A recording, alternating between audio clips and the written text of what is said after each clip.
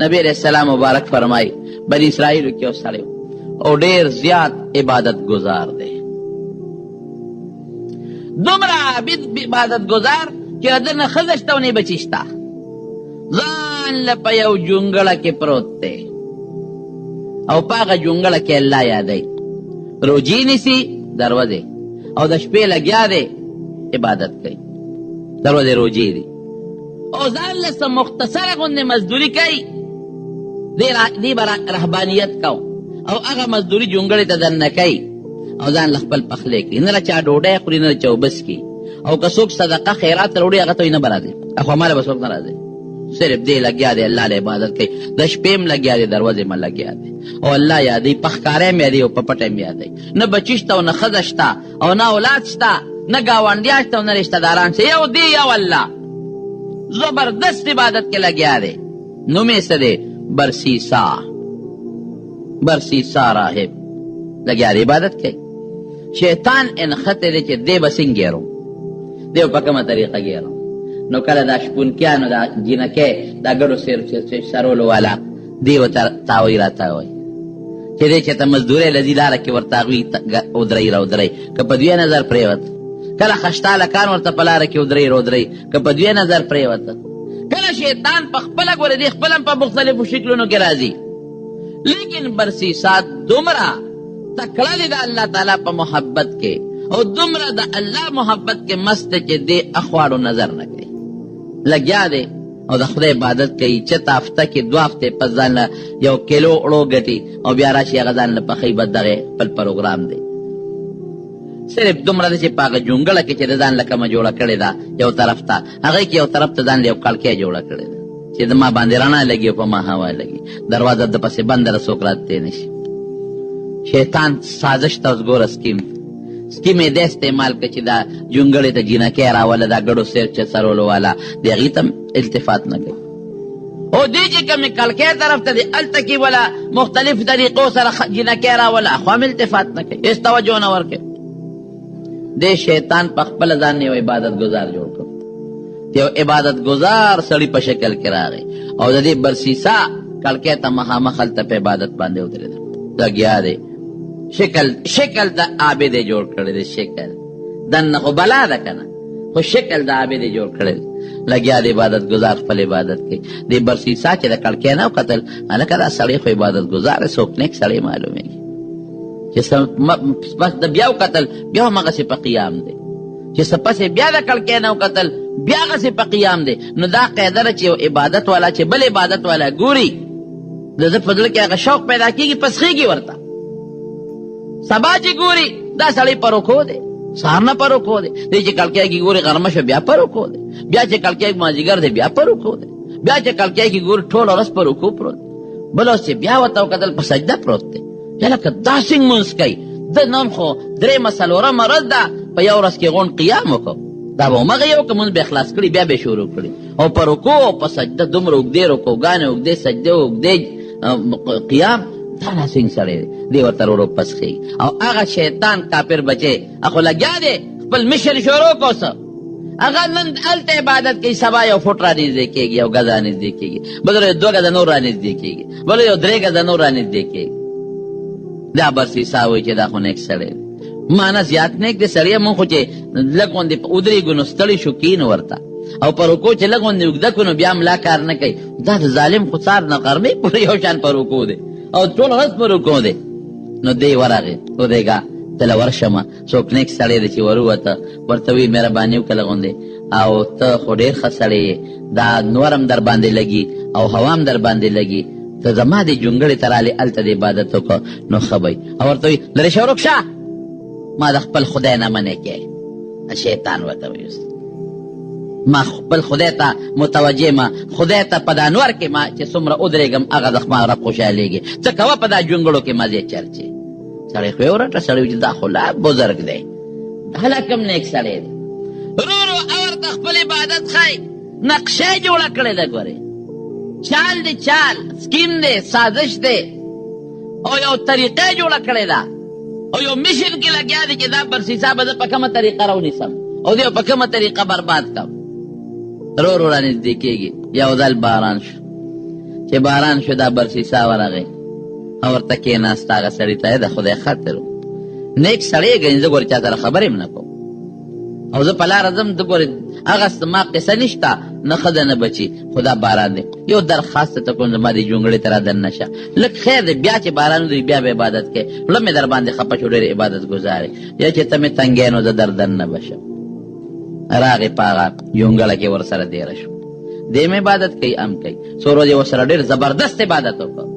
داسې د مقابلې عبادت یې وکړه که نه، هغه یو بل سره څه ورته وایي، هغه سخت د مقابلې عبادت. چې برسیسا وایي چې خدای نو زما څه عبادت دی، زه خو خوب کوم، دی خو لګیا دی، دی دله خو خوب هم نه ورځي، زه خو پکې ډوډۍ مخورم او ځان نن وړی ډوډۍ پخوم، دی خو ډوډۍ باندې هم نرې پناره او په تنده لګیا دی. چې څو ورځې تېرې کړې دغه سړی دی برسیسا ته وایي چې بس زه دی نو ځم. چېرته ځې؟ نه زه خو داسې نه کوم که نه، زه خو یو علاقه کې عبادت کوم چې هلته مې خلک وپېژني، ریاکاري خو نه کوم، بیا بلې علاقې ته ځم. یاره جي زما سره بس ته ښې او ډېر ښه عبادت کوې. وی نه نه نه به دې ځای نه ځم، چې کله سړي ځي که نه یو دوست نه لږې لږه نرمي م را شي. ورته یاره یو کار دا شیطان ورته اوس وایي، وی زه خو ځم، خو زما د پلار په نیکۍ یو تجرباتي دعا د هغه دم دی، هغه درته ښیم. بس ته مې ولیدې چې ته م ښه سړی او مدرې د باران نه دې راله پنۍ هم را کړه، یو دم درته ښیم، داسې دم درته ښیمه که نه چې 50 څه قسمه بیماري تکلیف یو ته پې هغه دم به جوړېږي به. دا برسیسا ورته وایي نه نه صاحب دمونه ماته مه ښایه، دم سره مې تعلق نشته، زه به دمونه په خلکو اچوم که زه به خپل عبادت کوم، په خلکو به دمونه اچوم. وی ولې دا خدمت خلق نه دی څه، یو سړی ناجوړ شي او ته دم کې جوړ شي او عبادت وکړي نو ستا ثواب پکې نه کېږي څه، ته خو روغ نه، ته خو لیونی یې. او که یو سړی لیونی شي او ته پې دم واچې او جوړ شي د خدای عبادت به نه کوي څه، دا ګناه ده. او برسیسا وایي چې دا خبره خو دې ټیک ده، واقعي دا خو چې زه په خلکو دمونه اچوم خلک جوړېږي او هغه عبادت کوي، زما به ثواب کېږي. وایي ښه ده راته وښایه، یو دم یې ورته وښه، دې ته یې لاړ چې دم یې ورته وښه چې ته څوک غریب دی مزدورۍ پسې تللی دی دا برسیسا او مزدوري کوي، هلته یو سړی بیمار دی، چغې وایي په خېټه مې دړ، په خېټه مې دړ، بیمار دی. څوک وایي حکیم راولی، څوک وایي ډاکټر. برسیسا ورغی خواشی دی، ادم یې پې چوپ کړه، سړی ټیک شو. هغه برسیسا والا هغه بل بیمار بل روره شی شروع شو، او چې څوک ناجوړه کېږي دلی بوځي او دې پې دم اچوي ټیک کېږي. خبره مشوره شوه، چې خبره مشوره شوه د بادشاه لور باندې لیونتوب راغی. ګوره که نه سکیم ته ګوره اوس که نه، هغه خپل مشر ته ګوره په کومه طریقه تاویږي. د بادشاه په لور لیونتوب راغی، منډې ترړې نه جوړېږي. چا ورته وی صاحب هغه جونګړه کې یو سړی دی، بابا دی، ډېر نیک سړی دی، او صاحب چې په چا دم اچوي نو خدای پاک یې جوړوي. ورشه رایولی دله چې راغی نه نه زه خو بادشاه محل ته نه ځم، زه خو دلته خپل عبادت کوم، دلته به دله راولو. چې راوستله چې دم یې پې واچو جینۍ جوړه شوه. څو ورځې پس بیا پې لیونتوب راغی. دا خلک وایي که نه په دې جنکو پیریان رالل، دا ګوره ټول دروغ وایي، پیریان میریان نشته، دا څه چل ول دی، دا څه قصې پیسې دي، خو دې درته اوس نه وایم. خاوند نه خفه شي نو په ځان د قصده پیریان راولي، په دې مه خفه کېږي، په دې مه خفه کېږي. هلک یې خوښي او پلار یې هغه له نه ورکوي نو په ځان پیریان راولي. ټیک ده پیریان حق دی، موږ منو. جنات دا صحیح ثابت دی، شته دی، په بعضو به وي ممکن ده، ما به چې د فصلو کې یو کس دوی. دا نور ټول فردي قصې دي، ګوره دا دغه شیطاني چالونه دي، د شیطان هغه سکیم او سازش دی. اوس به ته وایې چې دا پیریان یا دا جینۍ لیونۍ شوه او دا څنګه په دې دم باندې جوړه شوه، نو را به شو د دواړو جهانو مبارک سردار له نبی کریم صلی الله علیه وسلم فرمایي، وی کله کله شیطان ورشي په یو انسان کې ورننوځي، نو هغه کې څه بیماري پیدا کړي، نو بیا ورته په زړه کې وسوسه اچوي، وی فلانکي بوت له لاړ شه، فلانکي زیارت ته لاړ شه نو ټیک به شي. نو چې دی هغه بوت ته لاړ شي یا هغه زیارت ته لاړ شي نو شیطان تیوځي. وګوره وی ټیک شم که نه. اوس هم زمونږ خلک ورې داسې کوي، په دې زیارتونو مونږ ځان نه خپل نومونه ایښودي، دا تبې والا بابا دی تبه جوړوي، دا ټوخي والا سپیشلیست دی ټوخی جوړوي، او دا سرخوږي والا سپیشلیست دی سرخوږی جوړوي، او دا ګردو والا سپیشلیست دی ګردې جوړوي. الله اکبر. شفا ورکول کې څوک دی؟ الله، صرف یو الله شفا ورکول. دا بابا نیک سړی چې د ګردو بیمار بشو دی بچاله ته دا کم بابا چې قبر کې وفات ته ورته سر دم کو اچي یو سر دل وسره خکېږي چې د باندې به سر خوږي راغی چاله به ته الله له وته کوي موږ په کم سوچ کې پراته یو او دا مختلف نمونه وي خو دي یو زیارت لو بل زیارت لو بل زیارت لا او دا دنیا قصې پسې روانه ټیکتا زمانہ نیکان خلق دي اولیاء دي بزرگان دي او وفات دي داغي احترام داغي قبرون لتلل د شریعت مطابق او داغي باندې توسل نیولم زمونږ د دیوبند علماو یو طائفه یو ډله وي چې دا هم جایز اگر چې بعض علما ته انکار کوي لیکن قبر له شریع طریقه باندې تل داغوی احترام په خپل ځای دی داغي قدر په خپل ځای دی هغه نیکان دي صالحین دي لیکن دا بیماری علاج به مې دا کوي او دا بچی مې نه کېږي زمونږ د خوا کې په دې ګاونډ کې پخوا یو دغه یو زیارت و نوم بیا وانهلمه بعضې وروڼو به پیم شي خیر دی نو هغې باندې چا باندې بته به راله دا پخوانی دا د باباجي د ما د خولې خبره ده چې بچا بته به راله نو اب هغه زیارت ته لاړ نو هلته به باقاعده ډولکې پروت و نو هغه ډولکې به یې غاړه کې واچو او ابه ډنګو او تاوېده به ابه ډنګو او تاوېده به او دا به سندره ورسره وی چې د ډب د غاړې لاله زه راغلی یم تاله چې ته مې خلاص کړه دې تبې د جنجاله او ډولکې به یې ډنګو داسې به ټیکي که نه دا قصې پیسې دي دلته یو شوه وه ماشوم بیا راوست په هغې کې بیا ور دننه کړ سوری شوه وه ګوره نو دا ما ته پته ده که سوری شوه ده نو ماشوم به پکې ور دننه کړ وی دا به ټیک شي جوړ به شي دا شیطان پکې دننه ننوتي دا چل ورته وښیي اخواتې وباسي ښه نو دا چل وکړه چې لاړ شه نو پلانکي زیارت د رب العالمین یو غوټه ورکړه نو یو زوی به دې کېږي نو دویمه غوټه چې ورکړي دویم زوی به دې کېږي نو چې درېیمه غوټه دې ورکړه نو څو زوی به کېږي درې نو ته 50 ورکړه چې خدای دې له مقرر کړي نه که دلی درکړم زامن څوک ورکوي الله قرآن حکیم کې فرمایي زه نه ویم قرآن کې الله فرمایي څنګه دی یهب لمن یشاء اناثا چاله لونه ورکوي ولمن یشاء الذکور چاله زامن ورکوي او یزوجهم ذکرانا و اناسا چاله لکان جنکې دواړه ورکوي ویجعل من یشاء عقیما چانه شن جوړی چې خدای د چا د شن فیصله وکړه قسم دې که ډاکټر او بل څوک مله بچي وي نیکان صالحان د هغې خپل مقام دی خپله مرتبه ده ډاکټر به تاله علاج کوي خو جوړولی دی نشي جوړوی به دې څوک الله به کوي دم به راباندې ځاچو بالکل سنت ته دم اچول خو دلې جوړولی نشم نه دم جوړولی شي جوړی به دې څوک په دې دم کې په دې تعویز کې او دارنګې په دې دارو کې شفا څوک اچوي الله خو په هغه طریقه به موږ دا اسباب استعمالو چې کوم موږ ته د دواړو جهانو سردار فرمایلی نو حضور پاک مبارک فرمایي وی شیطان پکې ورننوځي نو بیا ورته فلان کې زیارت ته لاړ شه نو چې هلته لاړ شي شیطان ته وځي وی ګوره چې رالم ټیک شم که نو بل تم وی بل تم وی بل تم وی بل تم وی بل تم وی نو دې کور نه بیا آواز کوي چې دلته په سر دل راشي نو کور نه آواز کوي پیره بابا راورسېږي وایي که نه وایي خصوصا دا بوډیګانې ښځې لري دا جورابه مخ چې یې نیولې دی دا کپه خوله پیره بابا راورسېږي او کاکا صاحب راورسېږي دا رارسېدل د الله سره تعلق لري دا د غیب علم چا سره دی الله سره دی تا نه هغه څه خبرېږي نیکبخته یو 2 رکعته نفل وکړه پیر بابا پسې وبخه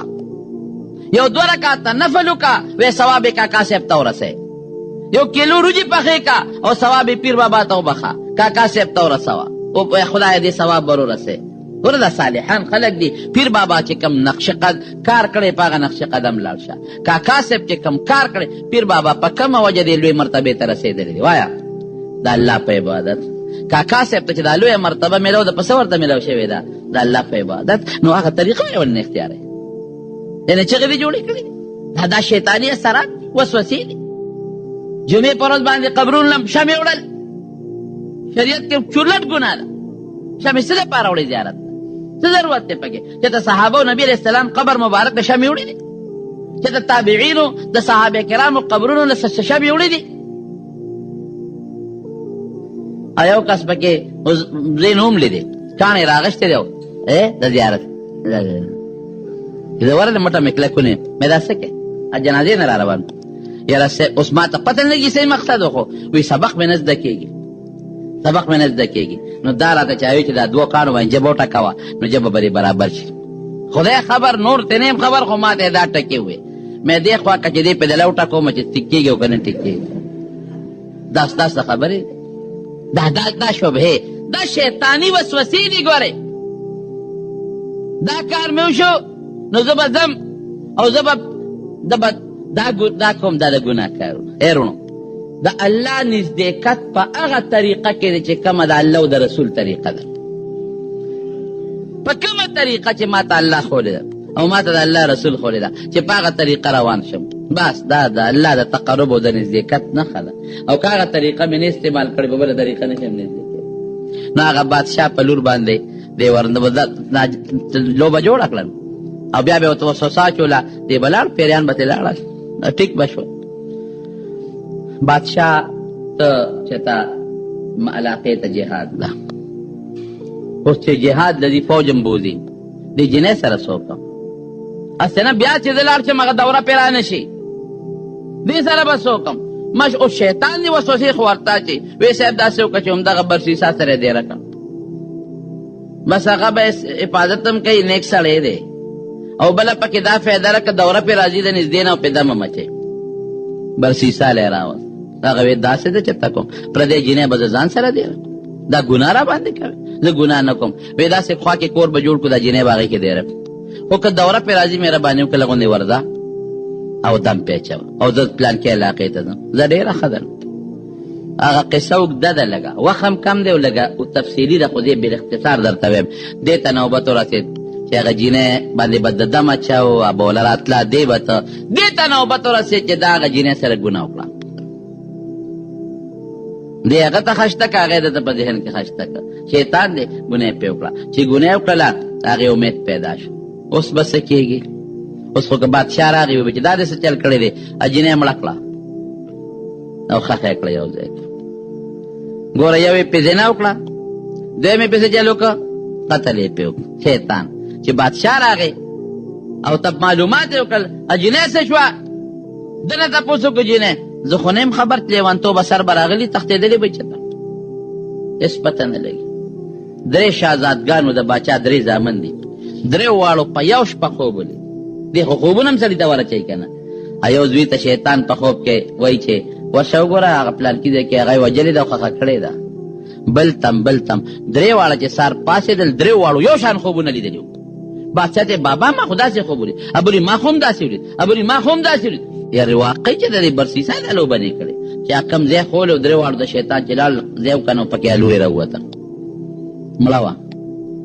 الاله شوې وه، مړه پکې راووته. اوهو بیا ګرفتار که او په سولی یې که بری وخېجو د دار سر ته او سولی یې که. اقه شیطان وله په خپل شکل راغی. ملګري څه دي؟ وی خدای دې تباه که، دم دې راته خولی و غرق دې کړمه، د هغه دم په ذریعه دې تباه و برباد کړم. دوه ګناه وشو پانسي کېږم. اوهو زه څه خبر وم، په وخت به راغلی وم نو ما به زه اوس دې بچ کومه، ما له چل راځي داسې به دې بچ کړمه چې بس وی څنګه مې بچ کې؟ وی دا سر دې ما ته راښکته کړه. وی دا چېرته کېږي؟ نو ګوره چې ته زما تابعداري نه کوې، زما غوندې عبادت ګزار تا لیدلی دی، خوار شې مرې او خټ غټ ګناهګار مرې، سر راته ښکته که، دا سر دې ښکته که، تړلی خو چې څونه دې وس کېږي سر دې ښکته که، نو د دې اوس وباسم بچ کوم دی چې د سر ښکته که هغې پې تورې غزار وکړه بادشاه او مردار یې کړه. ایمان نه یم خلاص کړ. دا د شیطان هټ کنډې دي. د دواړو جهانو سردار فرمایي خبردار شته ګورئ. او الله قرآن کې فرمایي مونږ چاله پیغور ورکو مړه چې د چا د پلار نه څوک دا ټوپی کوزه کي ټوپی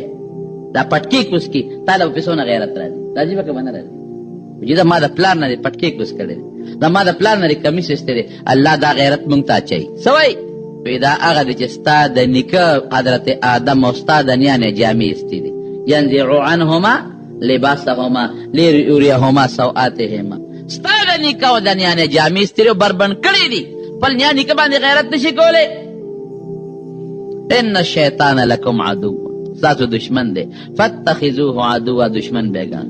نو دا بیان می نیمو که نیم برته انشاءالله پاینده جمعه کې وکړو ځکه خطرناک دشمن دی نو داسې طریقې به هم راته بیا وښیم په بله جمعه کې انشاءالله چې د دې دشمن نه به مونږ په کومه طریقه ځان ساتو نه اوس نه بله جمعه، اوس وخت کم دی، خبره اوږده ده. په کومه طریقه به د دې دشمن نه ځان ساتو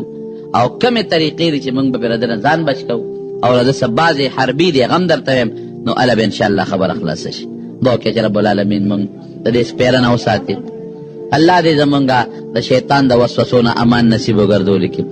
او چې موږ یې څونه خطا کړي یو، څومره موږ ته نقصانات رسولی دي، رب العالمین هغه راته وبخې.